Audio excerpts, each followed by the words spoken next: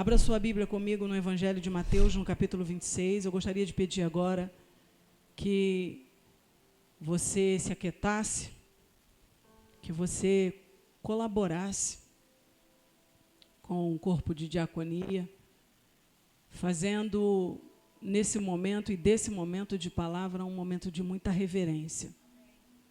Deixe-me te falar algo. Na minha época antiga, havia algo que era muito interessante. Quando o culto começava e que dava então início à introdução do culto, todo ele e a maioria dos cultos existia algo chamado palavra introdutória. E toda a palavra introdutória, ela literalmente ocorria no início do culto. E quando as pessoas estavam chegando, em que elas se deparavam com a leitura da palavra, elas paravam onde elas estavam. Havia uma reverência. Da forma que eu estou lendo aqui, ó, igual o Cauã entrou, a pastora Magali, as pessoas paravam aonde elas estavam. Não na hora que um homem estava falando, mas na hora que a palavra estava sendo lida. Só havia movimento na igreja após a leitura da palavra. Era a hora em que as pessoas sentavam, era a hora em que as pessoas prosseguiam. E isso fazia com que a reverência se tornasse cada vez maior.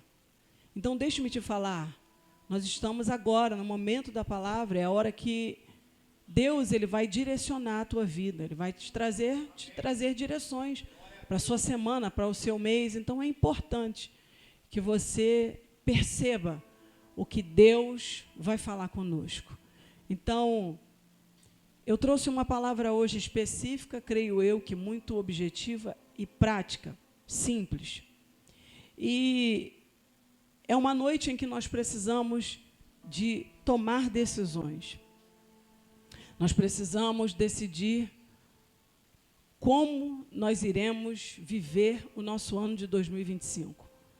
Nós precisamos de olhar e percebermos o seguinte: nós estamos em fevereiro, já estamos caminhando para março. E o que está acontecendo na nossa vida? E uma coisa que eu tenho percebido, não sei se com você, mas estou falando da minha vida, é que o inimigo ele está tentando estabelecer os ciclos antigos. De maneira sutil, de maneira diferente. Porque talvez ele pode não estar vindo ciclicamente na mesma área, mas ele pode estar tentando circundar a sua vida em uma outra área. E eu tenho percebido que é como se o inimigo estivesse tentando repetir as mesmas histórias, de forma contada diferente, de uma maneira diferente, usando pessoas diferentes, usando inimigos diferentes, espirituais, não sei. Não sei se você reparou que talvez novembro, dezembro, você encheu o teu coração com muita expectativa para prospectar coisas extraordinárias. E quando você se deparou agora em fevereiro, e que você olhou para trás, parece que você que esteja percebendo que a sua vida está sendo orquestrada exatamente da forma que estava acontecendo em 2024. E aparentemente parece que as coisas estão da mesma maneira, você só mudou de ano, mas ainda não sofreu um impacto na sua vida diferente. E isso, deixe-me te falar, vai trazendo um sentimento de muita tristeza, de frustração, de desânimo. E aí, no meio de toda essa condição, há uma mistura interna, em que você não sabe se você está vivendo desânimo, se você está vivendo tristeza, se você está, talvez, perdido na sua vida espiritual, ministerial, particular. Há uma confusão. E eu quero te dizer que daqui a pouco nós já estamos no meio do ano. E, de fato, mais uma vez, o ano tinha tudo para ser extraordinário, mas tomou o mesmo ritmo dos anos anteriores. E isso tem um nome. Eu fiquei pedindo ao Senhor que Ele pudesse me dar uma orientação do que dizer mediante a tantas coisas que já foram ditas. E o Senhor falou comigo acerca de algo muito interessante no capítulo de Mateus. Nós vamos passar por Mateus 27 e depois você vai ver que algumas citações estão no capítulo 26 e no capítulo 27, aonde nós não poderíamos fugir de uma mensagem temática referente à Santa Ceia. Ah, mas eu não tomo ceia, deveria. Mas existem algumas lições que nós precisamos extrair para a nossa vida no período da ceia, ou nos dias da ceia, ou na semana da ceia. E quando eu olho para esse capítulo 26, eu comecei a ler e eu comecei a perceber algumas coisas e comecei a pensar na pessoa de Jesus e comecei a ter a consciência de que Cristo, ele veio literalmente como homem.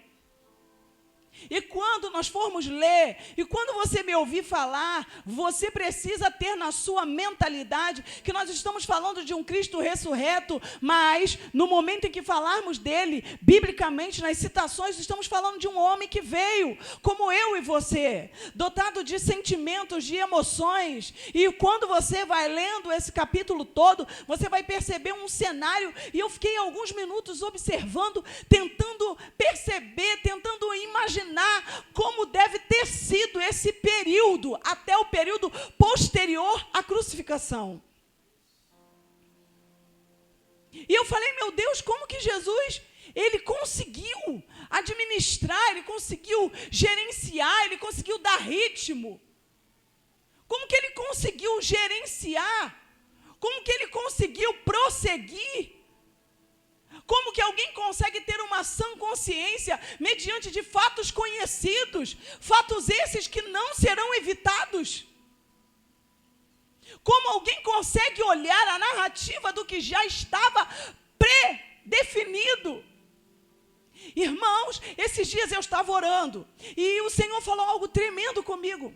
Ele disse para mim, Michele, existem muitas pessoas que focam muito no final.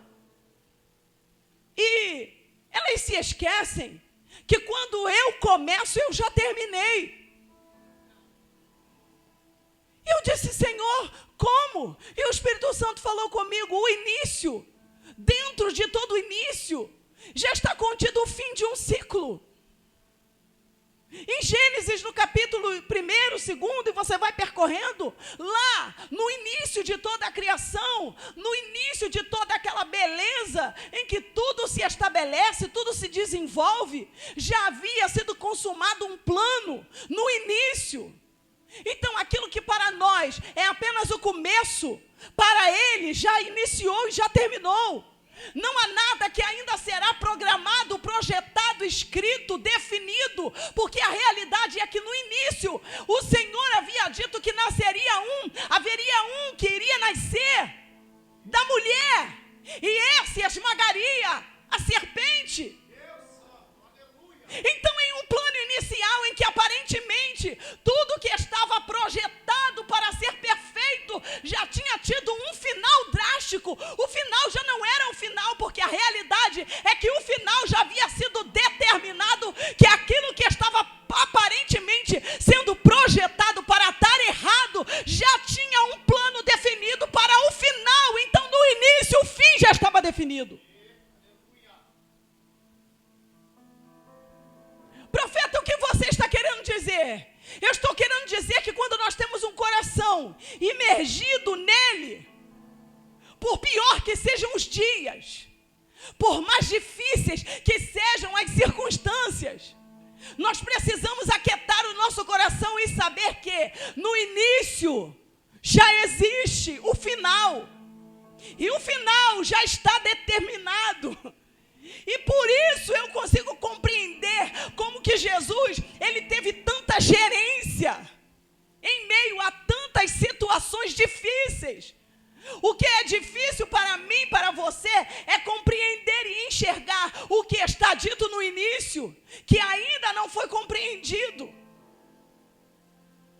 Então deixe-me te falar, estamos no início. Profeta, o que você está querendo falar? Parece tudo muito redundante, e é redundante porque é proposital. Eu preciso fazer você pensar. Janeiro, fevereiro,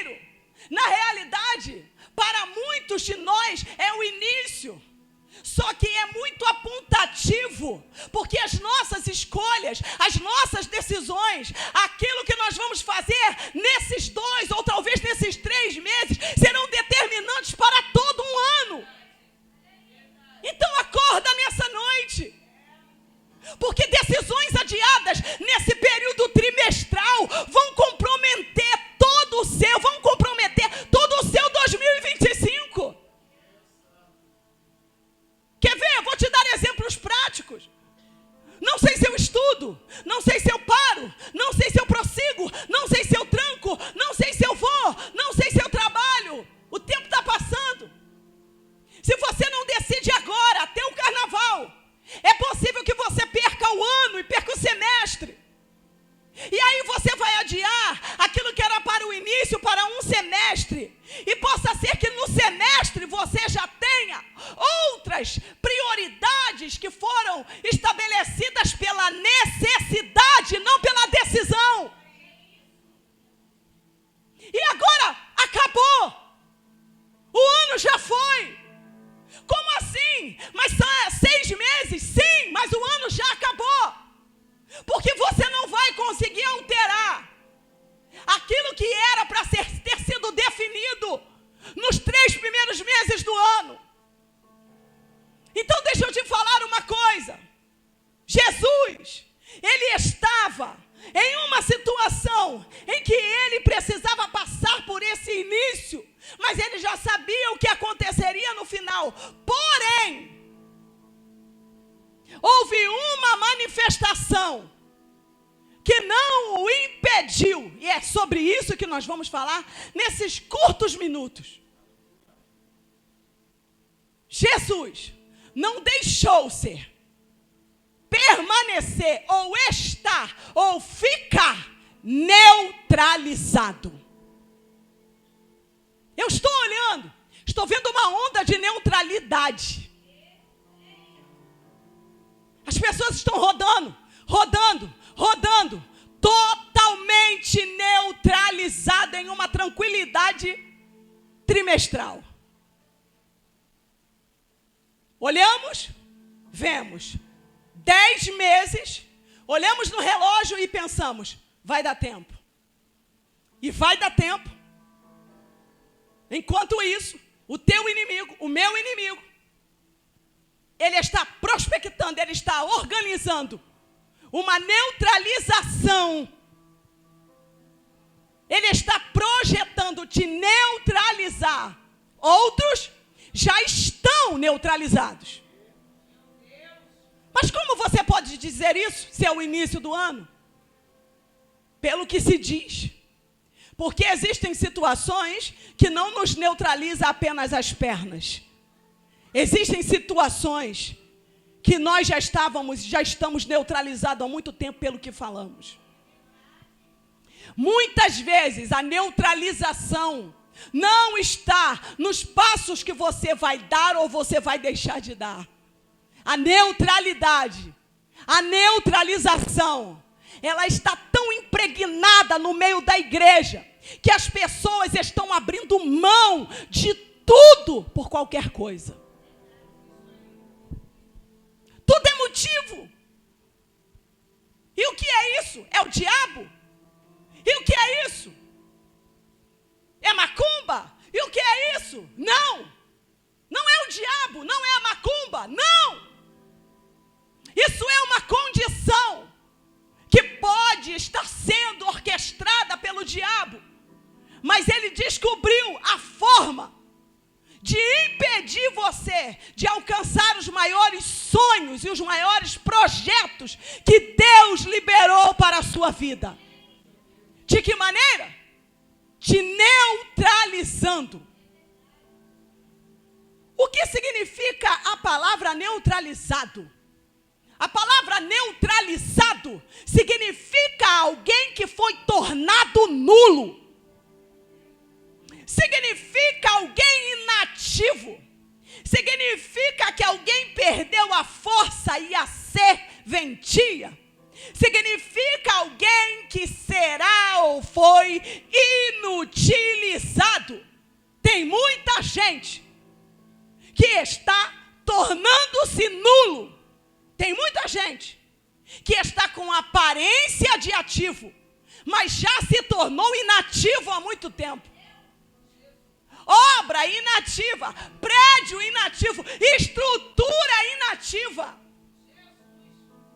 E Deus me trouxe aqui hoje para dizer para mim e para você: pare de procurar respostas aonde você não vai encontrar. Dê 3 passos do lado de fora da sua estrutura e veja se o inimigo não colocou uma placa escrita inativo. O inativo não sabe que está inativo. A estrutura está de pé, mas quem está de fora percebe que o prédio já perdeu a utilidade. A estrutura está bonita, mas quem colocou a placa conhece a fundação. Só alguém que conhece as profundezas da sua base pode sair de onde ele está para colocar a placa na porta do seu destino e dizer: ali existe uma pessoa que está inativa.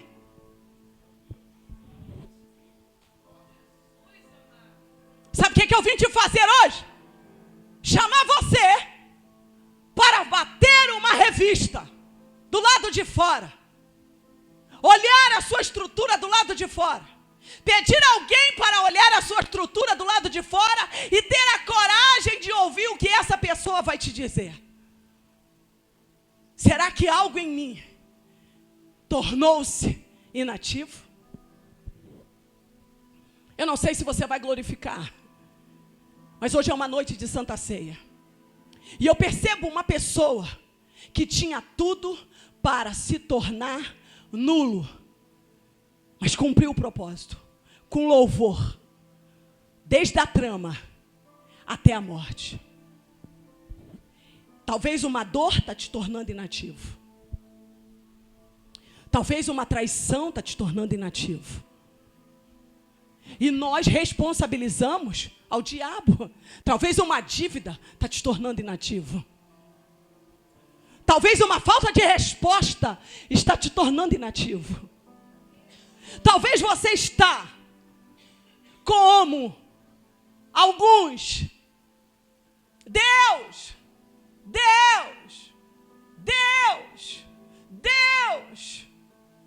E possa ser que exista uma placa inativo, que não foi o diabo que colocou, mas você colocou, porque você determinou a sua condição. Durante esse período eu estou inativo.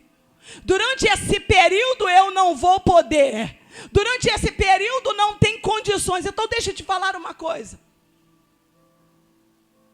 Rogue ao Pai hoje e diga para Ele: Deus, eu não posso estar aqui. Eu não posso estar caminhando. Eu não posso estar fluindo com uma placa do lado de fora sem que eu saiba que eu me tornei alguém inativo. Os inativos só servem para acúmulos. Uma estrutura inativa só serve para acúmulos. Animais peçonhentos, cenários de catástrofes, estruturas inativas só servem para a destruição, muitas das vezes, da vida do próprio ou de outros. Jesus sabia. E no capítulo 26, a partir do verso 1, veja que coisa tremenda. Capítulo 26, verso 1 do Evangelho de Mateus. Quando acabou de dizer essas coisas, Jesus disse aos seus discípulos: como vocês sabem, estamos a 2 dias da Páscoa. E o Filho do Homem será entregue para ser crucificado. Naquela ocasião, os chefes dos sacerdotes, os líderes religiosos do povo, se reuniram no palácio do sumo sacerdote, cujo nome era Caifás, e juntos planejaram prender Jesus à traição e matá-lo. Mas diziam: durante a festa, para que não haja tumulto entre o povo. Percebe? Jesus já sabia desse episódio. Jesus já sabia que uma trama estava preparada não só para traí-lo, mas para matar. Percebe? Será que eu e você conseguiríamos estar muito bem sabendo que alguém estava tramando algo para nos matar? Alguém que estava próximo trair. Nossa, que gerência. Eu fiquei pensando, eu falei, meu Deus, como é que eu não tinha nunca pensado nisso? Jesus bate um papo. Ele fala, ele conversa.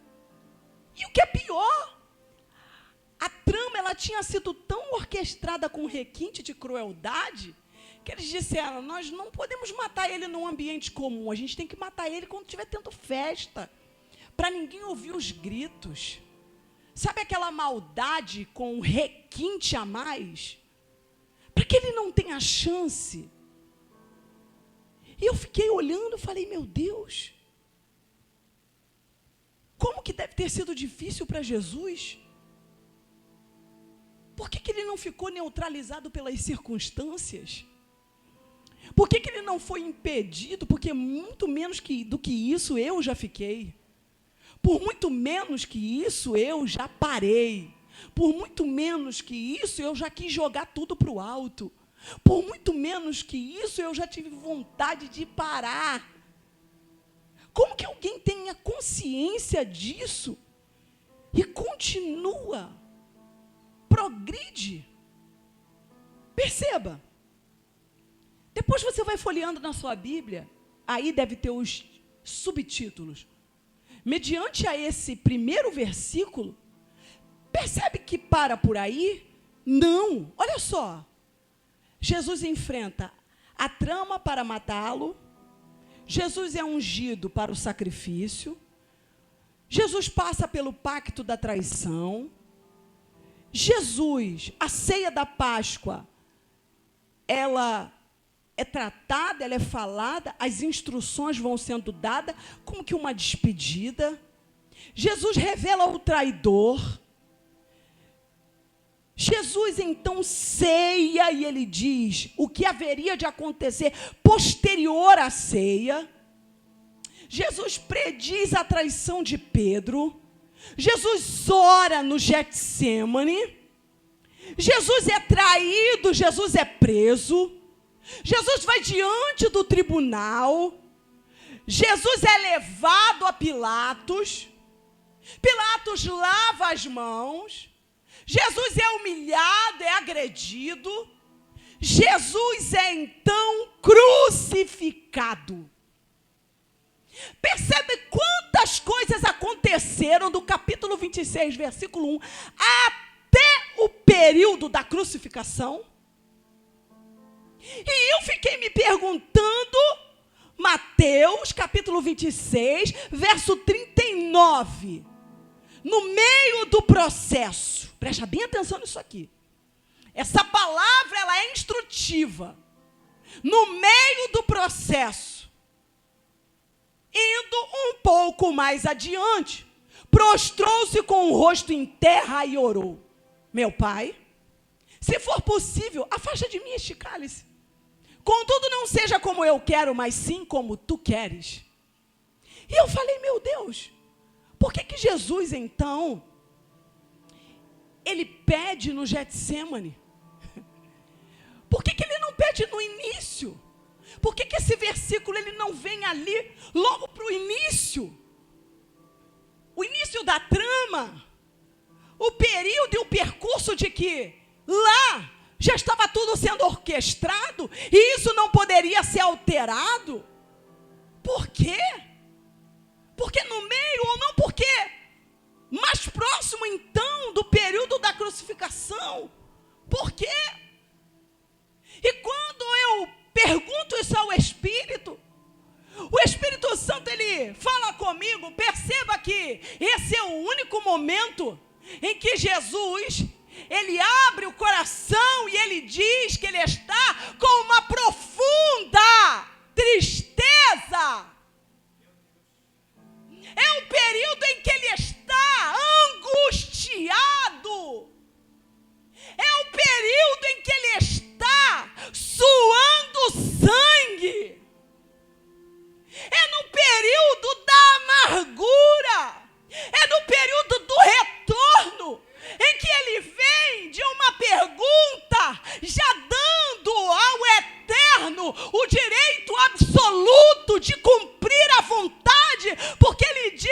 não é o que eu quero, mas faça como tu queres.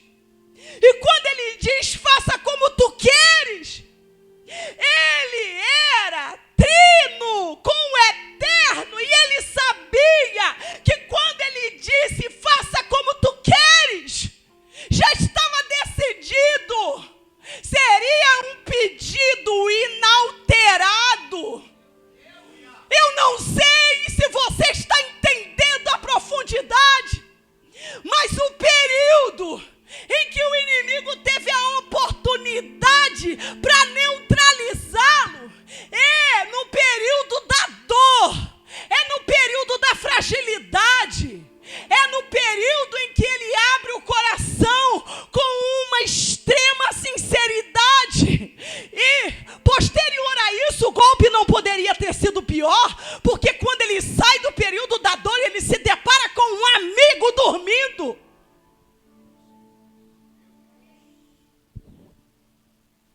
Ele tinha tudo para dizer então, a partir de aqui, de agora, acabou. Jesus tinha tudo. Mas, quando Jesus, ele se levanta dessa agonia, ele se levanta sofrido, mas ele se levanta posicionado. Sabe o que eu preciso que você entenda? É que no momento da sua agonia, é que no momento em que você vai liberar que você não é de plástico, foca aqui em mim, por favor. Sabe por que a igreja hoje, as pessoas, elas não conseguem reverter quadros? Porque falta esse quebrantamento de intimidade. Falta esse quebrantamento de adoração e de oração. Sabe, as pessoas, elas não conseguem mais chegar na presença de Jesus a esse ponto. E nesse momento ele se relaciona com Cristo. Ele se relaciona com Deus, dizendo a Deus que ele era o seu pai. Então filhos pedem coisas para pai. Filhos têm intimidade para pedir coisas para pai. E não para Deus apenas. Eu vou repetir para você não dizer que eu estou pregando uma heresia. Filhos pedem coisas a pai e não apenas para Deus. A oração íntima foi a oração mais sincera que um filho poderia pedir a um pai. Ele disse: eu sei quem tu é e eu sei quem eu sou, mas deixa eu te falar, deixa eu te dizer, deixa eu direcionar uma oração para você, porque você sabe que eu sou teu filho e eu sei que o Senhor é o meu pai. Como meu Abba, se pode, pedidos que só filho tem coragem de dizer, pedidos que só quem entra na intimidade. E esses dias o Espírito Santo me quebrou. Falei com meu esposo hoje.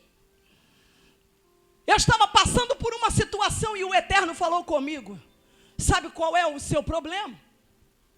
É porque por conta do processo que você viveu com o seu pai, existem coisas que você não pede a Deus como seu pai, você pede a Deus como divino. Eu disse: como assim? Ele disse: sabe por quê? Porque o trauma da orfandade sempre disse para você que tudo que você dissesse ou tudo que você pedisse ao seu pai, você teria pedido negado. Então, você não consegue direcionar pedidos pessoais a Deus como seu pai. Muda a sua forma de se relacionar em algumas áreas da sua vida. Não foi porque o teu pai te disse não, que o teu Abba vai te dizer.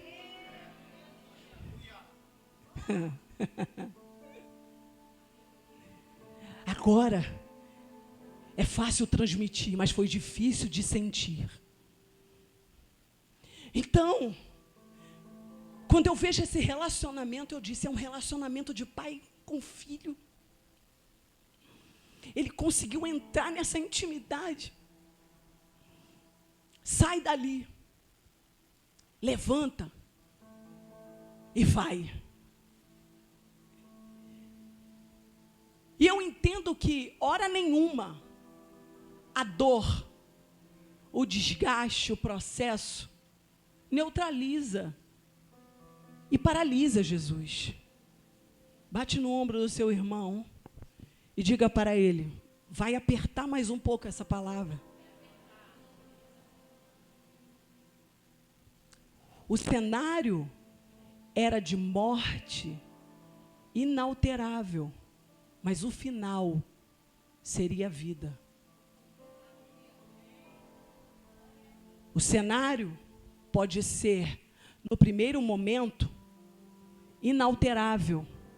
Existem horas que nós olhamos e falamos, cenário inalterável, não tem como.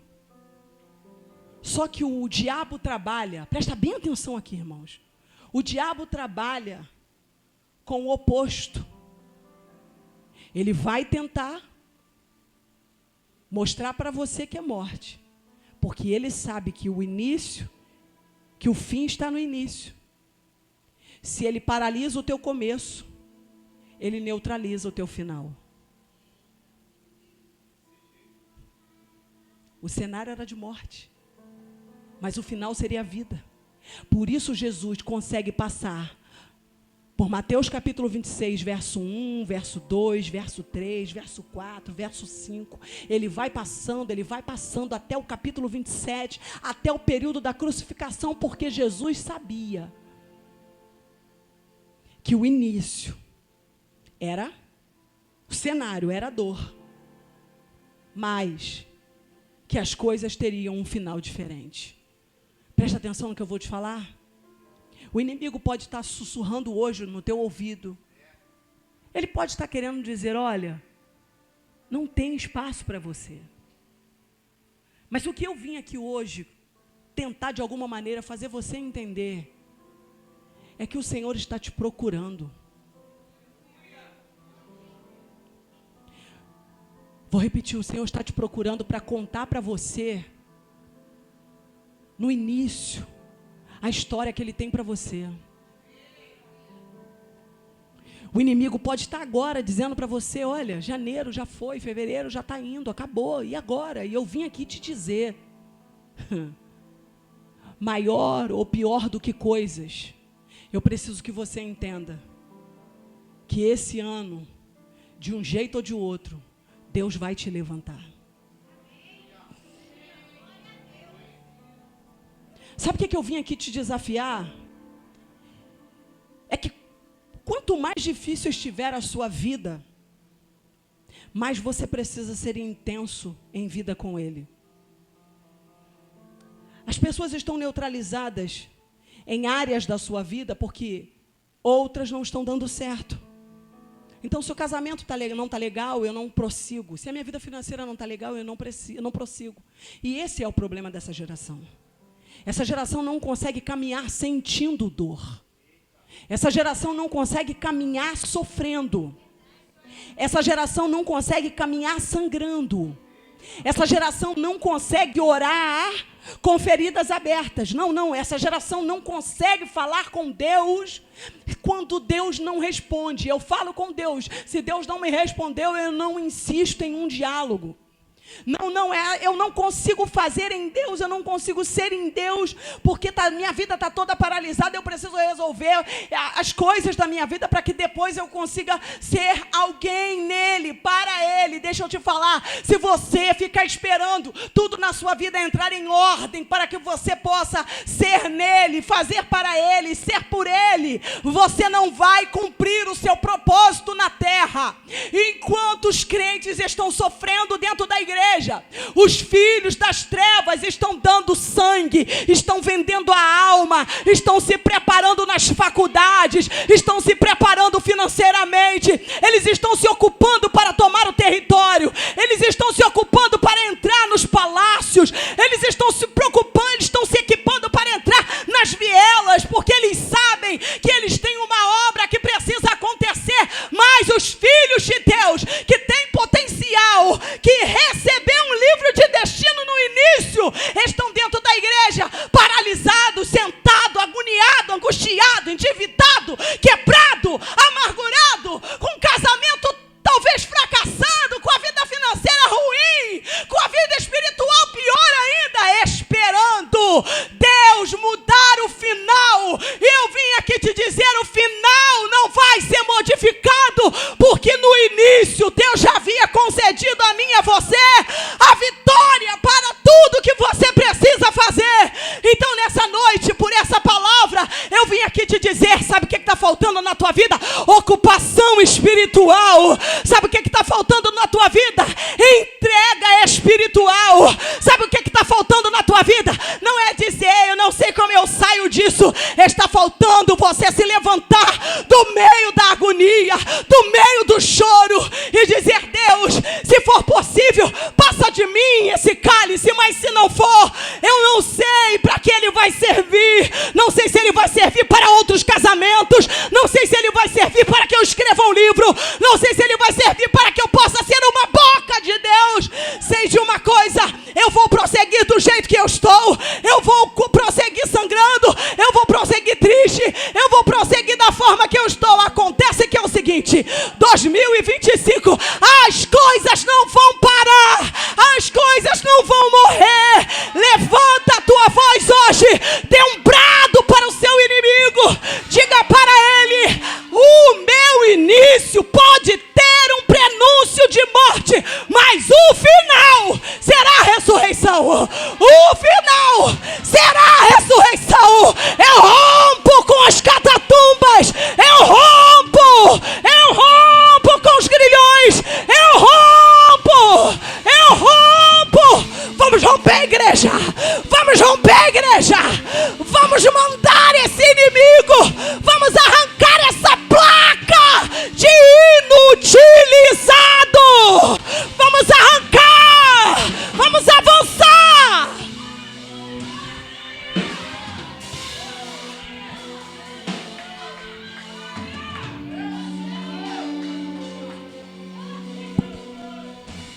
Vou profetizar. Você pode não ser famoso, mas será conhecido por mudar histórias de pessoas. Você vai ser a resposta que alguém está clamando. Você pode não ter número no Instagram, você pode não ter visibilidade, você pode ser alguém simples, você pode ser uma mulher de Deus comum, um homem de Deus comum, mas eu vou te dizer, você pode não ter fama, mas Deus vai usar a tua história para mudar cenários, realidades, circunstâncias. Deus vai levantar nesse tempo pessoas comuns, que não têm fama, mas têm unção. Deus vai levantar pessoas comuns, que não têm nome na terra, mas tem nome no céu. Ei, ei, ei, ei, ei. Ah! Deus vai levantar, Deus vai levantar, Deus vai levantar uma geração que vai avançar, avançar.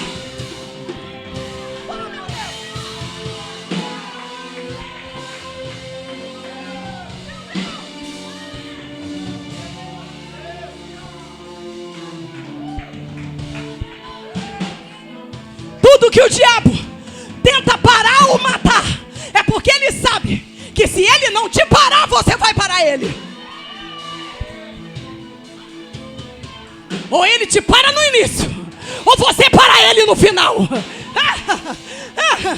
Por isso, um alçapão, uma arapuca, tentando neutralizar, tentando nos neutralizar.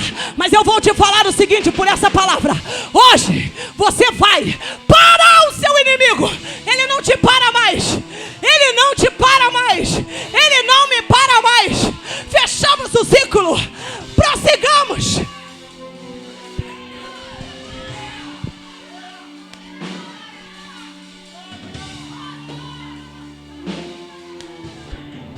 Falei, Deus, como?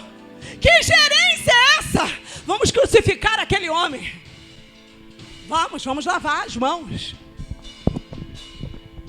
Mas ele é inocente. Alguém tem que morrer. gente precisa cumprir a agenda.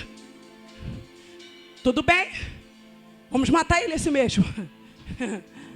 Teu inimigo pode estar programando a tua morte. Pode estar programando a morte da sua família. Pode estar programando a morte dos teus sentimentos. Teu inimigo pode estar lavando as mãos e dizendo: eu poderia parar tanta gente grande, mas vou parar ele, vou parar ela. Vai, sabe por quê? Porque ele sabe que você é uma arma secreta de Deus no lugar que você está. Mesmo fraco, você já reparou que às vezes é você o alarido de Deus no quintal, o alarido de Deus no louvor, o alarido de Deus no tanque esfregando a roupa e dizendo: vai sair, vai soltar, vai libertar. Ele sabe que você é o alarido.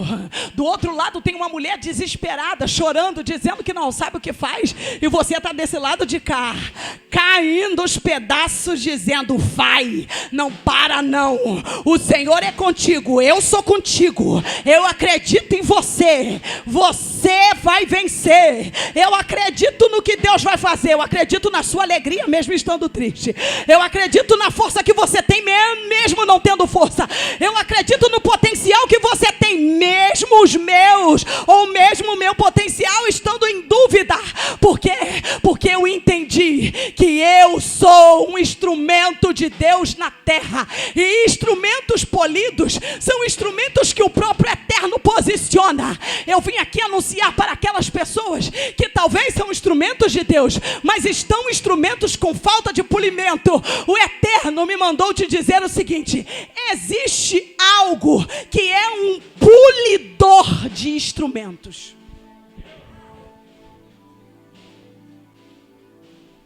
E eu disse: Deus, o que é? Ele disse para mim: Michele, existirão momentos que o propósito vai ser o anestésico para a dor. Então prossiga. Pegou? Vou repetir. Existem momentos que o propósito que você carrega vai ser o anestésico para a dor que você está sentindo. Então, como eu não morro no meio do caminho? Por que Jesus não morreu no meio do caminho? Porque o propósito foi a anestesia geral, para ele caminhar com consciência, mas não parar as pernas até subir naquela cruz. Eu vim te dizer por essa palavra, eu vim profetizar para alguém nessa noite. O propósito precisa ser a sua e a minha anestesia. Nos dias de agonia, estenda teu braço para o alto, dá 2 tapinhas na veia e diga: anjo do Senhor, injeta na minha veia o meu propósito de novo, porque eu preciso que ele corra na minha corrente sanguínea, eu preciso que ele percorra nas minhas memórias, eu preciso que ele percorra no meu coração, porque o que não me matou vai me fazer mais forte. Eu vou avançar, a dor não vai me parar. A dor não parou Jesus, a dor fez com que Jesus se tornasse imortal, ressurreto. E eu vim aqui dizer para você que entrou nessa igreja: levanta a tua cabeça, porque nos dias ruins da sua dor, lembre-se, todos podem desistir de você. Deus não desiste, então não desista de você. Não desista de você. Não desista de você. Não desista de você. Todos podem desistir, menos você.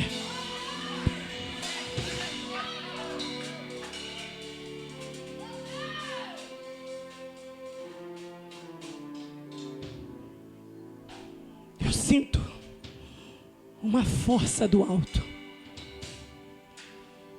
vindo da parte de Deus. Essa palavra, ela vai percorrer na vida de algumas pessoas.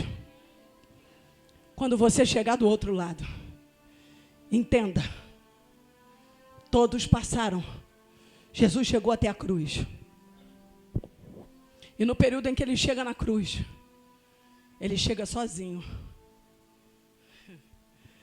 Então, não culpe as pessoas se elas não estiverem com você. Faz parte do plano. É difícil falar isso. É difícil gerenciar isso. Mas existem coisas na nossa vida que nós vamos precisar passar. Faz parte do plano. Cutuca o ombro do seu irmão e diga assim: não questione. Faz parte do plano. Diga: no meio do plano, Deus pode levantar um Matias. Ele sempre envia alívio.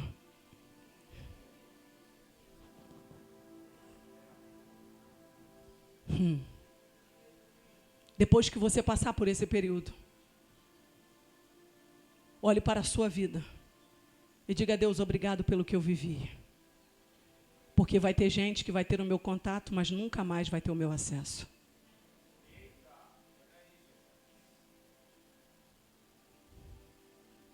Podem ter o meu contato na agenda, mas o meu acesso será para bem poucos. Seletividade para viver um propósito extraordinário. Poucos têm acesso. Quando Jesus cumpriu o plano, muita gente teve contato e tem contato, mas poucos têm acesso. O acesso é para íntimos. Acesso é para íntimo. Então eu vim aqui te dizer hoje: faça força. Coloque-se de pé. Existem pessoas que vão te levar ao teu propósito.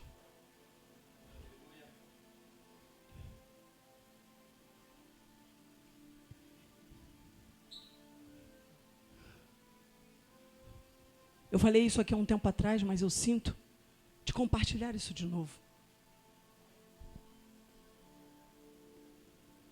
Pode deixar a luz acesa, por enquanto.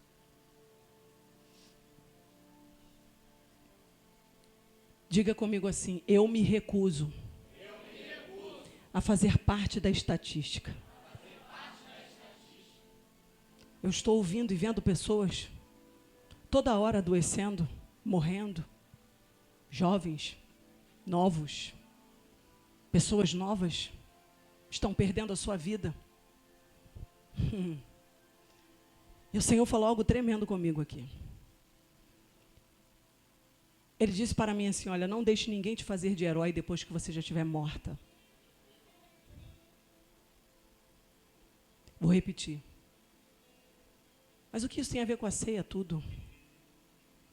Porque ele foi e é o único herói que morreu, mas ele se torna herói vivo. Só que as pessoas, elas fazem os outros de herói depois que eles já estão mortos. Quando eles se vão, virou herói. Mas deixa eu te falar, morto não sente cheiro de flor. Morto não lê homenagem no Instagram. Não escuta a declaração de amor que poderiam ter sido feitas quando então esses estavam vivos. Deixe os heróis saberem que eles são heróis vivos. Não deixe ninguém levar você para um lugar que não é seu precocemente. Diga: Deus, o que eu estou fazendo com a minha vida? Deus, o que eu estou fazendo com os meus sentimentos? Deus, o que eu estou fazendo com os meus pensamentos? Essa palavra é para você pensar. É para você ir para casa. e dizer: o meu herói morreu, mas ele ressuscitou. Eu não fui chamado por Deus para ser vítima. Fui levantado por Deus para ser o protagonista da minha história. Protagonistas precisam de vida, e sangue é vida. Sangue é vida. Por isso a ceia. Porque eu e você estávamos mortos.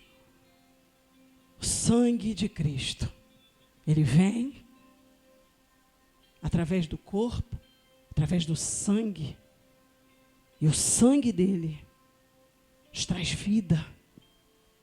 Vida. E vida com abundância.